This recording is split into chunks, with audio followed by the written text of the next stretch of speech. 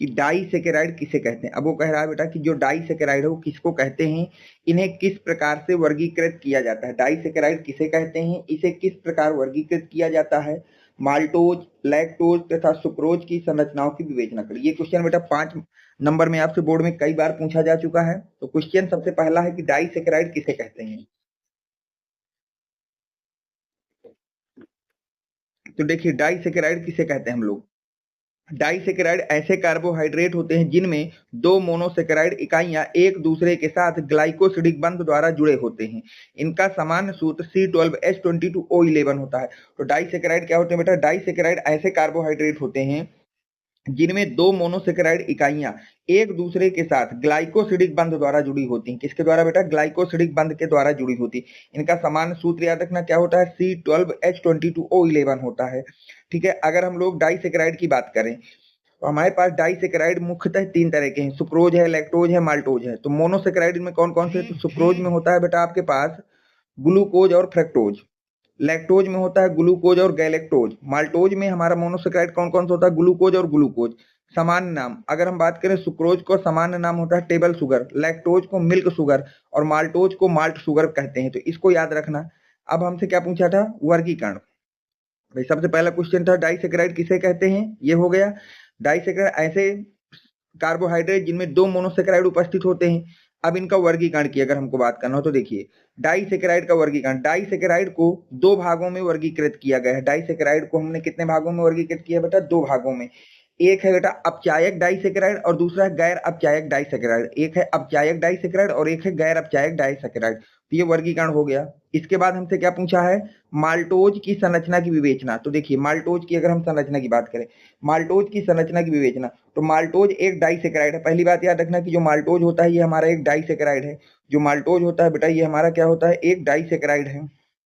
दूसरी बात, यह दो ग्लूकोज इकाइयों से मिलकर बनता है। जो माल्टोज है किससे बनता है बेटा, दो ग्लूकोज इकाइयों से मिलकर बनता है। इसमें एक ग्लूकोज का पहला कार्बन तथा दूसरे ग्लूकोज के चौथे कार्बन आपस में ग्लाइकोसिडिक बंध बनाता है। और ये जो दोनों ग्लूकोज जुड़ते हैं इनमें से पहले कार्बन का, वो पहले ग्लूकोज का पहला कार्बन और दूसरे ग्लूकोज का चौथा कार्बन के बीच में बंध बनता है। और कौन सा बंध बनता है, ग्लाइकोसिडिक बंध बनता है। इस बात को याद रखना है। ठीक है, अब देखिए ये स्ट्रक्चर होता है किसका बेटा, ये है माल्टोज का स्ट्रक्चर। देखिए इस कार्बन को कहते हैं एक, इस कार्बन का नाम होता है दो, इसका नंबर होता है 3 और इसका नंबर होता है बेटा 4 और इसको बोलते हैं कार्बन 5 और इसको बोलते हैं कार्बन 6।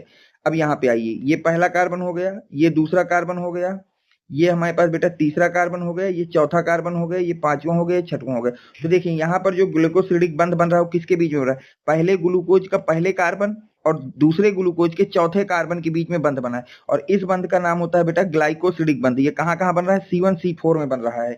ठीक है, तो माल्टोज में ये बात बोल दी गई है तो इसको बनाना सीख लेना। अब इसके बाद देखिए क्या करना है आपको, आगे समझिए।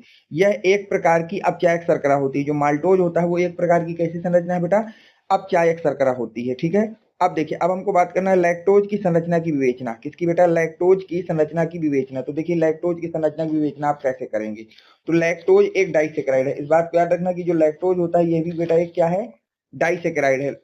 ठीक है, यह ग्लूकोज और गैलेक्टोज नामक दो मोनोसेकेराइड इकाइयों से मिलकर बना होता है। और जो आपका गैलेक्टोज होता है ये कैसे बना होता है बेटा, एक ग्लूकोज और एक गैलेक्टोज की दो मोनोसेकेराइड इकाइयों से मिलकर बना होता है। यह दूध तथा डेयरी उत्पादों में पाया जाता है। जो लैक्टोज होता है बेटा ये कहाँ पाया जाता है, दूध में पाया जाता है और डेयरी उत्पादों में पाया जाता है।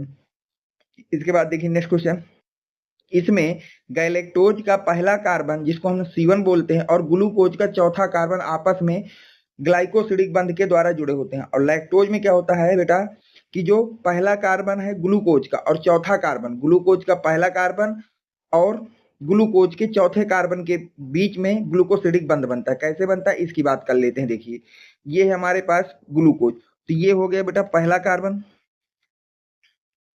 ये हो गया दूसरा कार्बन, तीसरा कार्बन, चौथा कार्बन, पांचवा कार्बन, छठवां कार्बन।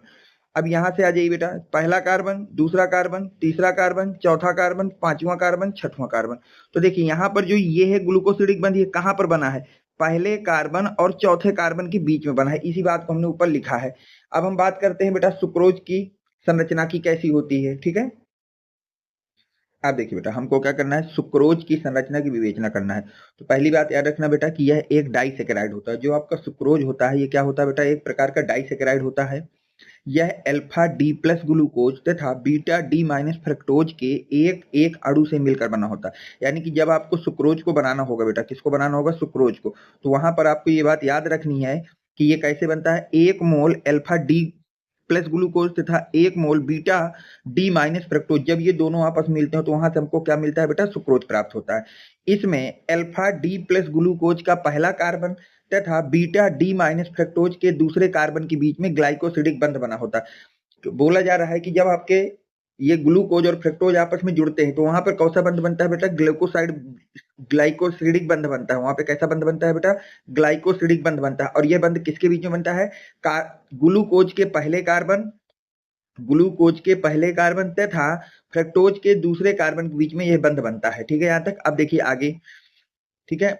अब देखिए, यह एक प्रकार की अनपचायक शर्करा होती है। इस बात को भी याद रखना कि जो आपका सुक्रोज होता है ये हमारा कैसी सर होता है बेटा, एक प्रकार की अनपचायक शर्करा होती है। अब देखिए इसकी स्ट्रक्चर की बात करते हैं कि स्ट्रक्चर कैसे बनेगा। देखिए ये होता है बेटा अल्फा डी प्लस ग्लूकोज, इसको कहते हैं बेटा अल्फा डी प्लस ग्लूकोज, और ये संरचना है बीटा डी प्लस ग्लूकोज।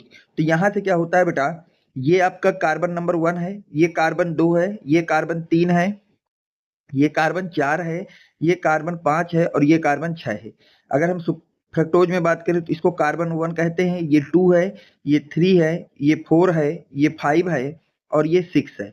तो अब देखिए उन्होंने बोला है कि जब आपका सुक्रोज बनता है तो इसमें ग्लूकोज का पहला कार्बन और ग्लाइकोसिडिक फ्रक्टोज के दूसरे कार्बन, तो ग्लूकोज के पहले कार्बन से OH निकलेगा बेटा, कौन निकलेगा, OH, और फ्रक्टोज के दूसरे कार्बन से H निकलेगा। और जैसे ही यहाँ से जल निकल जाएगा, क्या निकल जाएगा बेटा, जल आपका यहाँ से निकल जाएगा। जब जल निकल जाएगा तो देखिए क्या बचेगा आपके पास, तो आपके पास एक संरचना बनेगी।